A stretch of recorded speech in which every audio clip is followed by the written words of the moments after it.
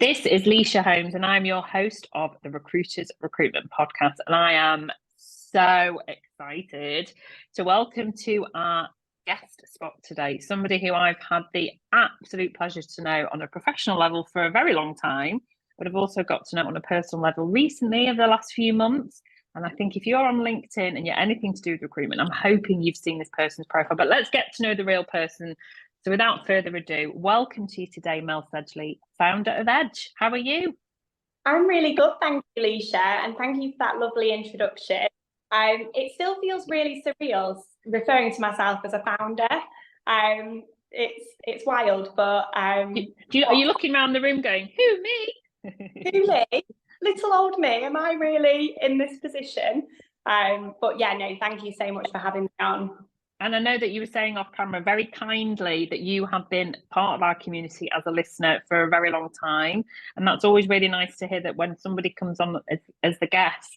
So you kind of know the vibe and the format. So the first thing we want to know is the people who do not yet know who you are professionally and personally, tell us a little bit about your story and your journey to Edge. Absolutely. Okay, so I have been in the recruitment industry now for 11 years, although I took hiatus to do talent acquisition for FTSE 250, AO.com.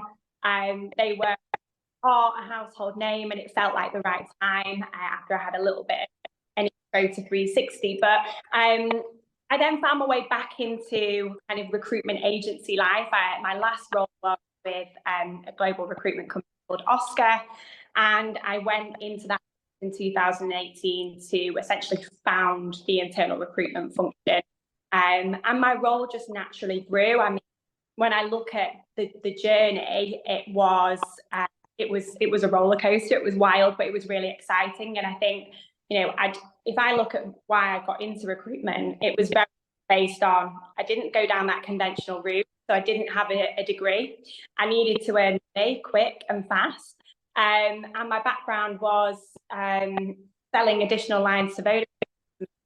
So when I look at kind of that introduction, it really actually I found an opportunity to build the skills that I had, which was building relationships with people, and ultimately as part of that, it led me to Oscar. So I started my career at Finlay James, from the grassroots up, really training, and then did a couple of years in AO.com building out their sales function. From the internal recruitment side, and then I found myself working at Oscar for just under 6 years. So in the time I joined the business, there was 46. By the time I exited, there was 160. Wow. Brands we opened. When I joined, there was 3 offices. By the time I exited, there was 7. So being instrumental in kind of a business in the highest growth was incredible, which naturally kind of elevated me to head of people and culture. And then unfortunately in November, I was made redundant. The internal talent and people functions kind of have taken a little bit of a hit. The market's been tough. And as a result of that, me and my team were no longer required. So it kind of took me to a route where the opportunities that were presenting themselves to me were very kind of 2 sides of the coin. The first side was very, very people orientated, HR, here's your caseload, go and get on with it. Or opportunities where, I have future-proofed myself, hopefully I'm in with brand and my reputation. So I think people who followed my journey were naturally have conversations with me about how could potentially you support us to build out our employer brand, to get some really good people on board. But then because of the year last year, there's necessarily been that forecast into some budget to hire a male luxurious role ahead of people or ahead of internal talent. So I didn't want to go down that conventional people route. Yes, I am a people professional, but I also a salesperson, just with a people approach. And the recruitment opportunities that I was really, really interested in, there wasn't that need for me. For full time, no. But maybe there wasn't that kind of forecast to bring someone on like me in a full time. So I started going out and meeting with founders of recruitment companies and understanding their pain points and challenges. And mostly that came down to hiring and identifying and attracting the right people, retaining those people, creating a platform that it can be the best versions of themselves, but unlock, everybody wants high performance cultures. Absolutely. Well, that's all I did at Oscar. And, in previous roles as well, when I look at what I achieved at AO.com, joined the business, I think there was about 50 on the sales floor. By the time I exited, there was over 100, and we'd moved opposite 5 floors. We were on 1 floor, we were over 5 floors. So I understand how to navigate, the kind of the fundamental components of scaling a business, what's required, is important. And having those conversations with founders, I thought there's a gap in the market for me to go and partner with companies, to consult, to handhold or hands-on approach with actually how can we help elevate your business. So I'm actually sat here today on client site for a business that I'm supporting, Chroma Recruitment. I met Zach, who's the founder. I know he's been on the pod in 2023. Hi, Zach. So yeah, he's incredible and a true example of the type of business leaders that I want to partner with. Really important they invest in the future, understand the bigger picture, don't see their talent, HR, people function, operation function as we have to have. It's actually we need to have. It's the need rather than the nice to have. Yeah, without a shadow of a doubt.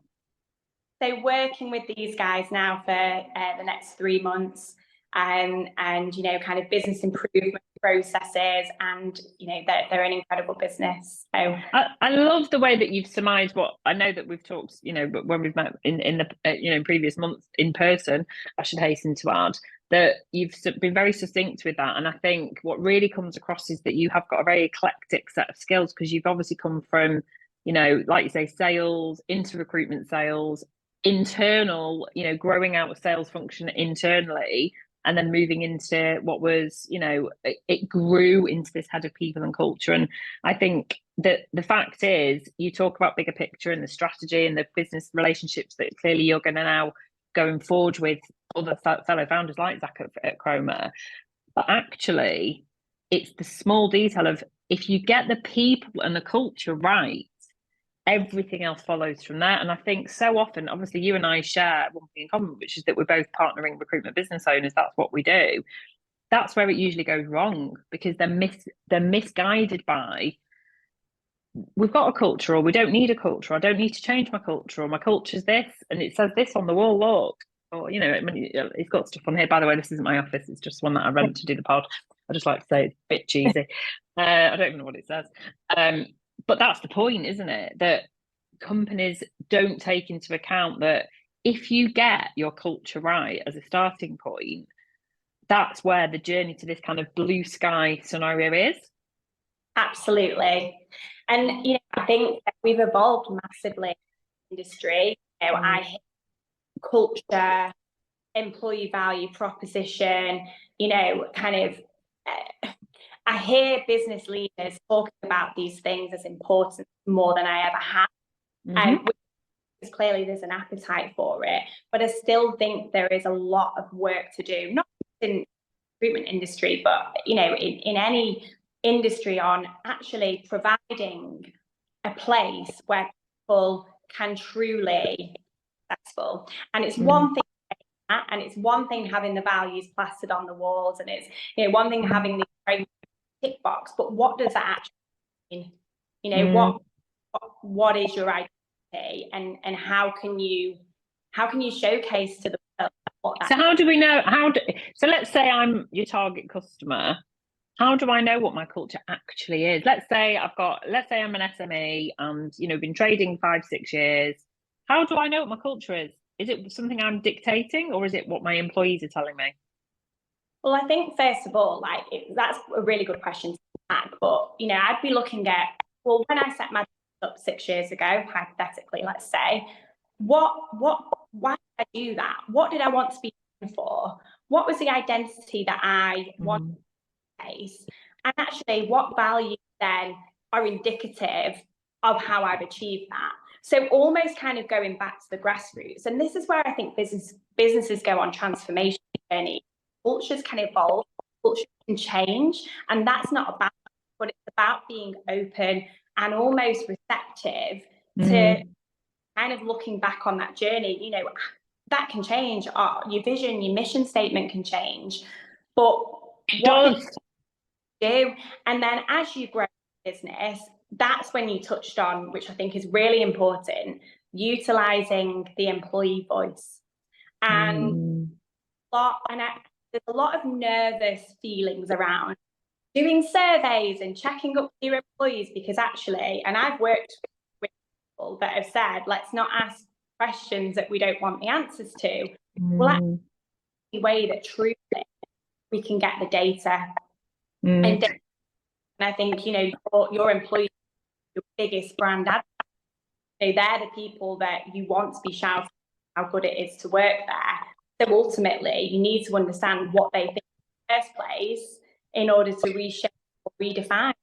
I think any leader that is actually thinking, you know, burying their head in the sand. Have you heard of something called Glassdoor? I mean, I personally don't. I'm a bit like that with TripAdvisor, you know, or Google reviews. I will take I'll either go and read all the reviews, or I'll just take it in. I'll take it all on face value, really. And I'm a bit of a pinch of salt kind of person. But I think that's really important. I think that whatever the size and scale of your business, if you're listening now as a leader thinking, well, you know, I don't need to do that. That's not something, you know, I can see that they're happy. You know, we've got a great culture. Well, actually, have you? Are you getting that feedback? Are you asking for anonymous feedback? What do people truly believe when they're speaking to clients? I've had so many, I mean, obviously my day job as a rec to rec. Why are people coming to me? They're coming to me because there's a misalignment of culture and values. That is, because you could say it's leadership, you could say, you know, I'm not getting paid enough, but this is all to do with your culture, right?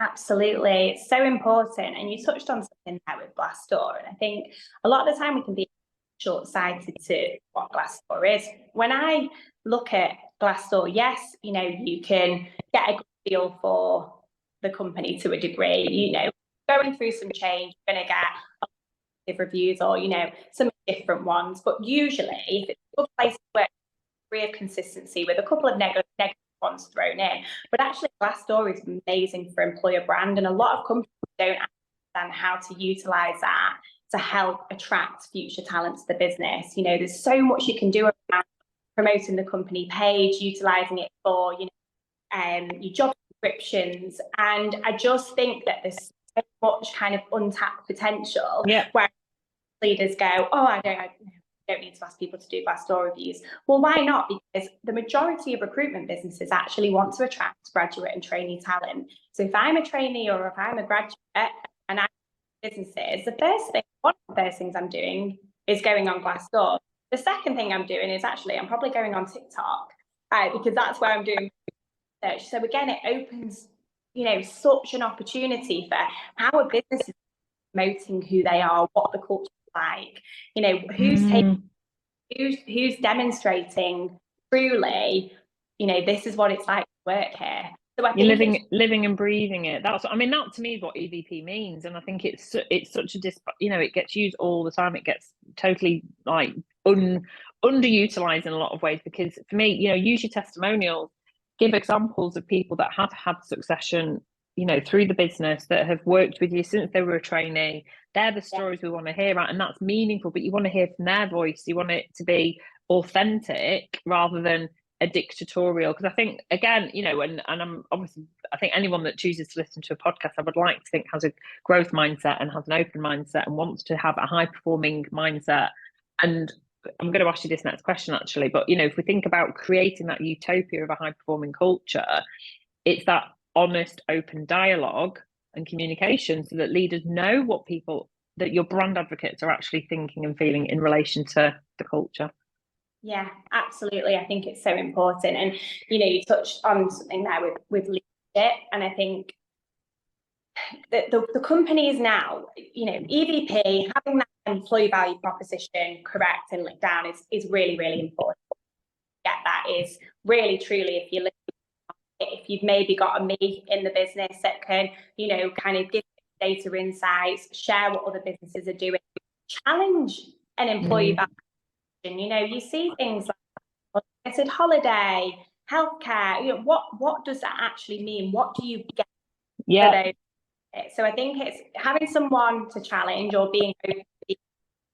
Then second to that, it's that leadership piece, you know, a utopia, blue sky culture.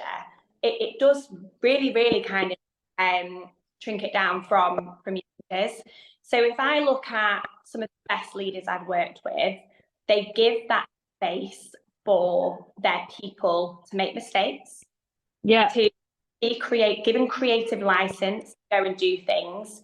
And actually they lead from the front sense that they're not just a delegator, but they show their sleeves up, and they're able to, you know, kind of give that context to, well, this is what makes it successful. So people then feel empowered and confident and inspired to go and do it themselves. So I think EVP is one thing, but actually when you get someone in the business, if we look at that onboarding process, you know, be very, very varied between, you know, supported and that inclusivity piece, but actually given the space to learn, to make mistakes. Because I think if I look at some really, really good recruiters that I've worked with, or I know I work, a lot of the time they've left because they felt like they don't have a voice or they don't feel confident enough to make mistakes. When they've gone to another environment and they've been phenomenal, but they've just maybe been a little bit suffocated or a product of the environment in that particular. That's, you know, when we talk about culture, and obviously it's a massive topic on LinkedIn, particularly around people like yourself that are leading the charge with this. We talk about the term psychological safety, and I think the room to fuck up, because at the end of the day, that is where you learn your most important lessons in life. And some of the most successful people have made the biggest mistakes, and it's being able to say, you know, I'll give a very little story here, so we don't run over on time, but my very first month in recruitment, and I had success in my first week. I don't know how I did it. I think it was genuinely, look, I made a placement in my first week. And then the second week, I remember sending out an engineer and ringing, you know, selling my candidate into the client. And he started asking me questions about his technical ability. And I didn't have a clue what he was talking about. I hadn't had any training or induction, by the way. And I sent him out for the interview anyway, because it meant I hit my send out target for the week. And of course, he totally ballsed it in the interview. He didn't have any of the skills. The client rang me, absolutely leathered me on the phone. And I had to go and tell my boss, because he was saying he was never going to partner with the company again, because I'd basically lied about what this guy could do. But I owned it, and I just said, I'm really sorry. I said, it's actually my second week. And when you were asking me these questions, I think I thought I knew what I was talking about, and I clearly didn't. I'm really sorry. And I went to my directors and I just said, I've really screwed up. I don't understand what he was asking me. Can someone sit and explain it all to me? And I never made that mistake ever again. If anyone ever asked me it was a very technical question, I said, I actually don't know the answer to that question. Let me go and ask my candidate and I'll come back to you. And so, but I immediately felt safe. And I think there are so many recruiters where, you know, if you're listening to this now and you've ever been in an environment where you have not felt safe enough to go, Jesus, that candidate's not taking the job now, and I've put it as my projection for the month. That is not a psychologically safe culture, is it? And I think as an industry, we've got accountability to take that a lot of these businesses have rookie models, they take trainees and they take graduates in. So, you know, let's set them up for success. Let's not set them up to fail. So one of the kind of things that I do, I've actually worked with a business in the US recently on their onboarding and induction process, because you know, the statistic of employees that leave after their first month in recruitment industry alone is huge. But I think generally we get it so wrong. You know, if we've hired people, there's a reason why they've been hired, and our recruitment process is totally at fault, which isn't come on to that, then we have an accountability. We've hired them for a reason. So what's the disconnect? You know, what can that affect from day one? That feeling on day one change on day 20, day 30, day 365. And it's about, you know, that culture piece, that employee voice, and giving people the space to make mistakes, but own those mistakes as well and put them into practice and make it right. But do you think just listening to what you just said there? I mean, if I was to say to you, we need to hire the right people. We've gone and found the right people. We need to then retain those right people. I think the disconnect comes because a lot of people who are in positions of leadership aren't necessarily the best people to train and induct those people, and that's where someone like you, I think, is the best person to advise and coach on that. I think, it's like you do as I say. Servant leadership, well, no, that's not, it's the opposite. Servant leadership, you do as I say and come and watch what I do. This is the way I've always done it. Isn't necessarily the best way to retain the best new talent. Definitely not. And I think leaders, they have a lot of pressure. They've got, their bandwidth and their capacity is stretched very, very thinly. So, I would always advocate that either as a business you are looking at how you can have operationally, high in that induction, that onboarding, to make sure that actually that experience is really, really positive for that person.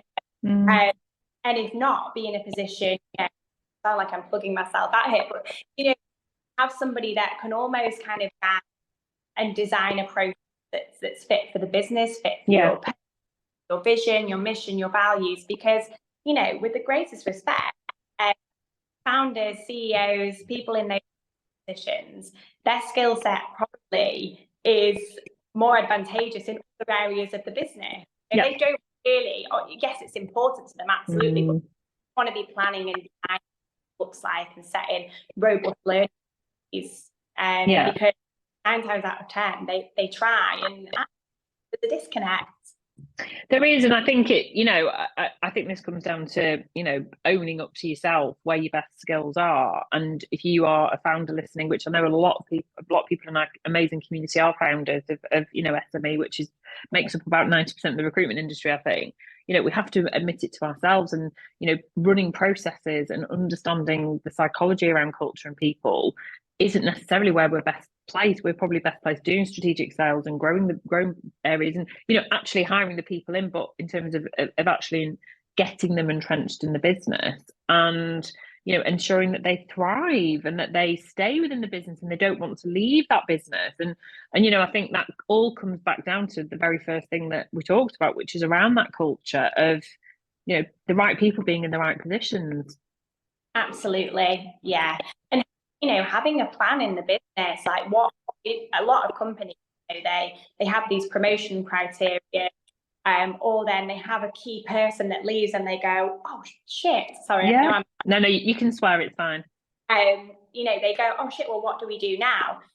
Actually have that succession plan, those work conversations on, if left, what are we going to do about it? How would we support the business in this area?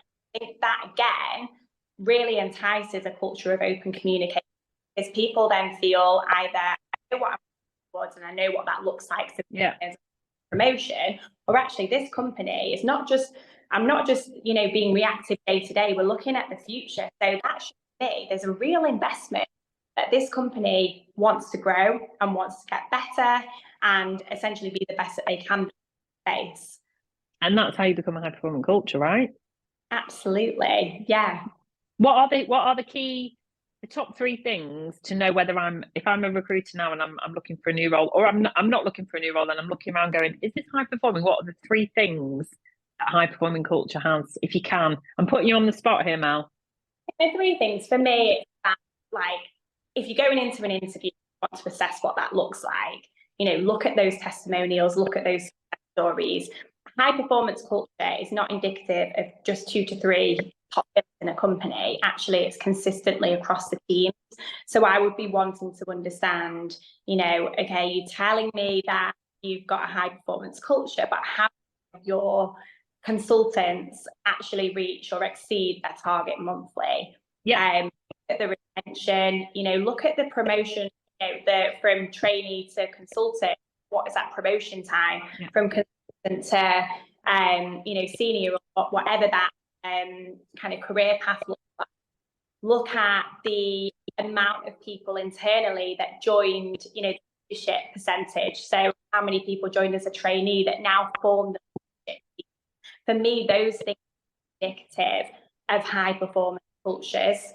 And spokespeople for the company.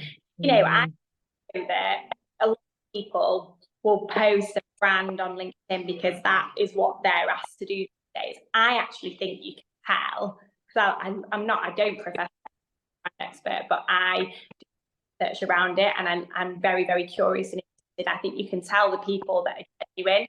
I agree. That don't just post because they're being told to, but actually they post because they want to. So I'd be looking at that as well. I love your answer, because I totally agree with you. I think if you've got a 2-horse race and there's an office of 20 people and everyone else is just about washing their face, that's not a high-performing culture. You've just got 2 exceptional billers. So I agree with everything that Mel has said there. And I think it's got to be consistent, and it has to be, I think, a holistic culture where this isn't just about, we're saying it's high-performing, it's clearly on every level where they are leading the charge with its customer care. You know, go and look at testimonials from customers, not just from internal people. And what are people saying? What are they doing in terms of sustainability, diversity and inclusion, well-being? It has to be that word, you know, I know again it's a word that gets used a lot, but I think for me that is paramount to a high-performing culture that is sustainable. We could literally talk for days, couldn't we, Mel? And we should definitely invite you back on.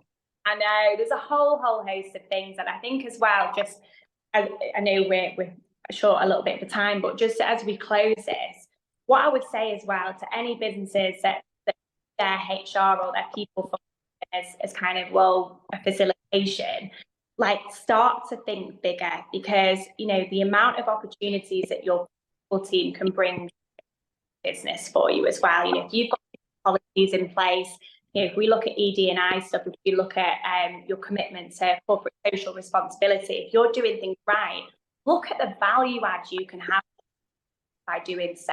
You know, so if you've got someone that's focused on those projects, how can they support your clients? You know, no, it underpins it. That's what it does. That what you just said there, that last piece, is what underpins what your proposition is to your clients, never mind your employees. Absolutely. And in it, I'm not a HR person. I don't push policy. You know, I don't hire. I'm about making a difference. You know, and from sales perspective, and that's where and that's why you are the expert in that field. And I can't believe we managed to get so much info and content into such a short episode, Mel. It is a short one. I'm sorry. I definitely will come back on again. You will come back on again. I was going to say it's short and sweet, just like you and me. I know.